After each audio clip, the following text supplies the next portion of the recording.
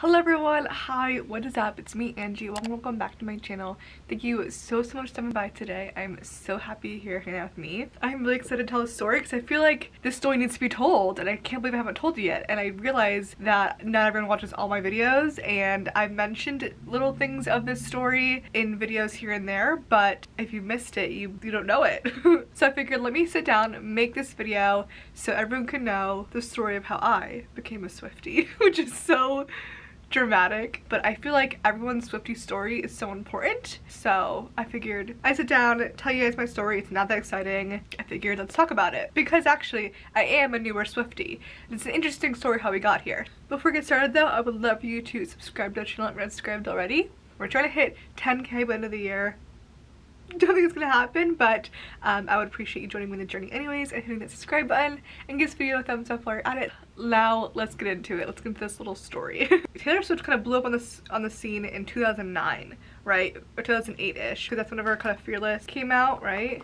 Yeah, like 2008, 2009. So I would have been 11 whenever Fearless first came out. That's kind of, you know, obviously how everyone started to know who she is. She kind of burst on the scene. And I wanted to like her because I felt like everyone was liking her, and I did. I really did like her. I think I made a Facebook post like, I don't even know, maybe 2011 I think. Yeah, I think it was in 2011, saying something along the lines of like, I will only listen to Taylor Swift from now on. I remember just like feeling like I kind of had to like her because everyone else was liking her, but personally, I didn't like her. I know. Bear with me, okay? I honestly found her kind of annoying. I know it gets bad, but obviously here we are today and I'm a huge swiftie, so obviously things turned around, but it gets bad there for a second, okay? So just bear with me. Whenever she would like accept awards, her jaw would like drop and she'd be like, oh my god, she'd be so like grand. I'd be like, what? Like whenever she would accept her awards, she was always so insanely shocked. Don't get me wrong, I know it's very shocking because I know if I mean I never win anything, but if I were to win something I'd be completely shocked as well. But the way she was shocked was so outwardly like annoying to me. She wasn't like gracious about it at all, and for that reason it just irked me. I think it's because we all know Taylor Swift is a very confident person, but she's also a deeply insecure person. And I think back then she kind of had this kind of head about winning things, and was like, she got a lot of validation with awards, and I think that she used awards as a means to kind of rub it in people's faces. And I think at that point during Fearless, she was kind of rubbing it into her bullies in high school and her mean girls in high school and being like, I'm a star, I just won all these awards. But I feel like that only comes because she's insecure. I think it's very like contradicting, but I don't know how to explain it the other way. I think her need for external validation mixed with her insecurity made her come off in a very, it felt disingenuous to me, the way that she was coming off. It's funny because I actually kind of found like a couple of her merch that I had from her. Like I found her Speak Now CD that I had from her. I found her Fearless Horror CD. But yeah, I did have like a couple of her things, like merch things. But as she got more successful and she created more music, and as I got older, I stopped liking her altogether, and I didn't really listen to her music that much. I'd only listen to really things that were like the hits and the stuff that like I had to listen to because they were like making me listen to it because it was on the radio so much. So yeah, Red came out, didn't really care much about it.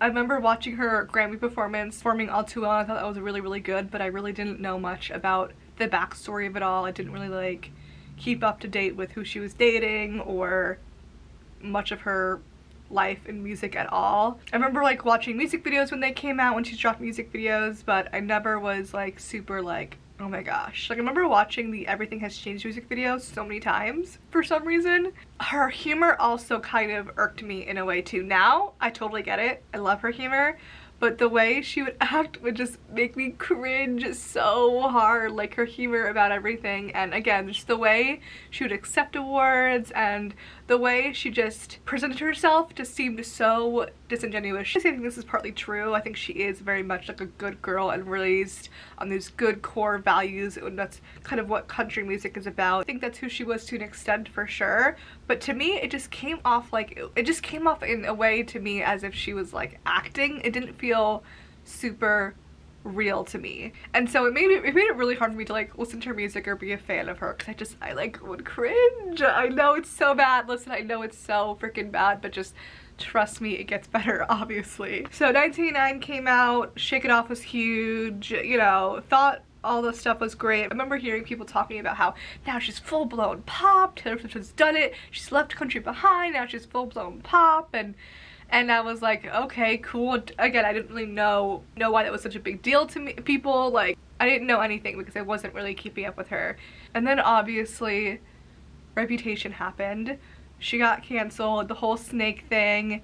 And I remember thinking when this stuff happened, I was like, damn, well, no more Taylor Swift, she's done for. I didn't really think much of it. When The Call came out with Kanye, and when everyone was calling her a snake, and when she was canceled, and when she disappeared, nothing really changed for me because I hadn't really kept up with her anyways. Whenever she disappeared, it wasn't like a big deal to me because it just like nothing had changed because I didn't really keep up with her before. But I did feel bad for her, honestly. I was like, this feels weird, like the way she's responding and the way he's talking to her, it did feel weird to me, and I was like, I don't know if people should be taking this call as seriously as they are. I don't know. And the way Kim acted too, it just made me so pissed, honestly. I was like, this is dirty right here. This feels off, but again, didn't really think much of it because, I mean, what am I gonna do about it, you know? And I just continued living my life.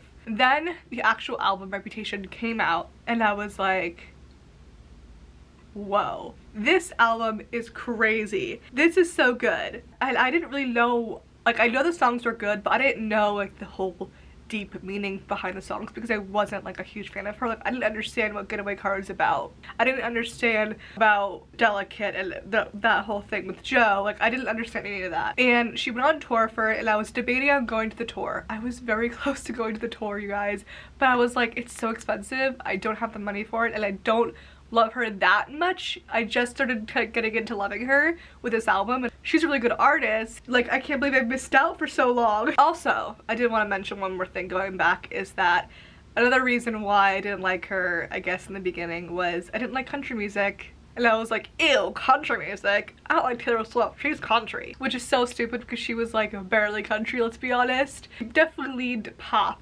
country. And also, I had a lot of internalized misogyny that I didn't realize. I grew up obviously in the late 90s, early 2000s, and that was kind of a huge thing. And I remember being in middle school and not understanding what I was saying was wrong, and hearing these things and not really getting it, like, you know, trying to be like a guy's girl because girls sucked, and like, I didn't realize how much misogyny I had inside of me that was being fed to me until obviously much later in life. I also just didn't listen to music that much, to be honest. I was really into movies. I was very big film buff, still am, but especially growing up, I didn't listen to music that much. I just kind of listened to what was on the radio. I had my core kind of favorite bands. Like, I loved 21 Pilots, loved One Direction. I really was not like constantly listening to music and digesting music like I am now. I think because I couldn't drive, I didn't have a radio. I just kind of had my core like artists that I liked, and that was kind of it. Yeah, I didn't like Taylor Swift because of why a lot of people didn't like her, and it's really sad because it was super slut-shamey, super misogynistic, and I was a part of that. I really hate to admit that, but I was a part of that. I'm not that anymore. I feel so bad for how much shit Taylor has had to go through in her career.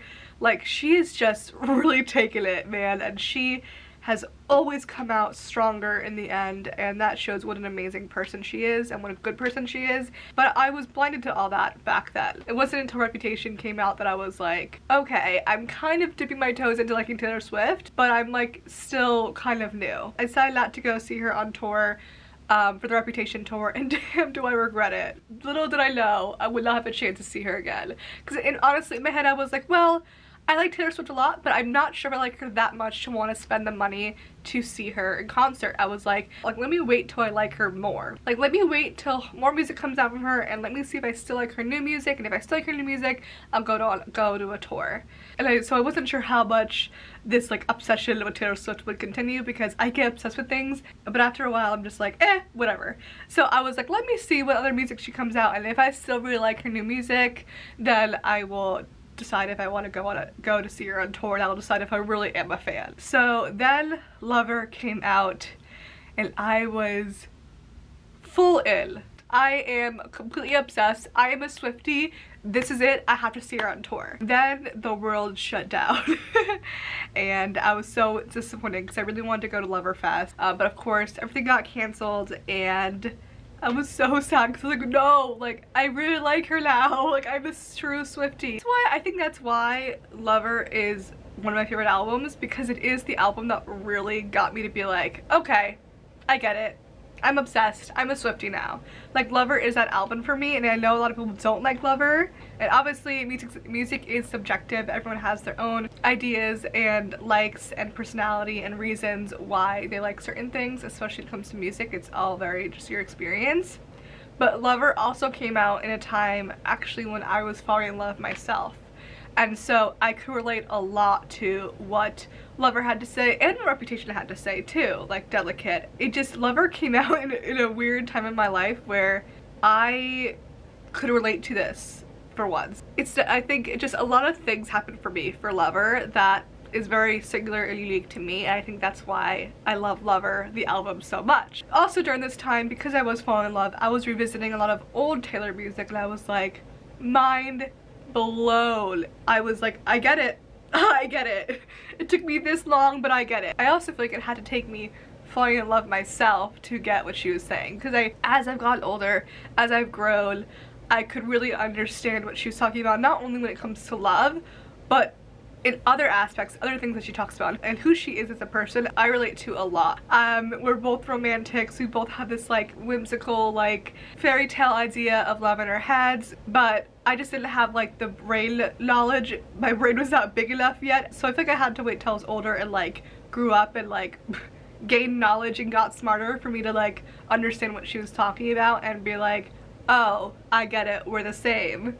I just feel like I was too young to really get it when it first came out.